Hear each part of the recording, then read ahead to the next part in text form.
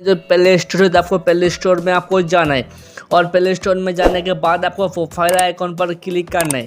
फिर आपको थोड़ा नीचे आना है और आपको यहाँ पे पहले प्रोडक्ट पे आपको जाना है और आपको यहाँ पे जाने के बाद इस सेटिंग आइकॉन पे आपको जाना है। फिर आपको यहाँ पे ये दोनों ऑप्शन को आपको ऑन करके रखना है।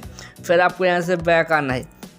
फिर आपका फ़ोन में आपको सेटिंग्स में जाना है और सेटिंग्स में जाने के बाद आपको यहाँ पे कनेक्शन एंड शेयरिंग पे आपको जाना है। उसके बाद थोड़ा नीचे आना है और आपको यहाँ पे reset wifi mobile network and Bluetooth इस पर आपको जाना है और आपको यहाँ पे रीसेट सेटिंग पर क्लिक करके इसको आपको रीसेट करना है। और ये प्रोसेस करने के बाद आपका फ़ोन में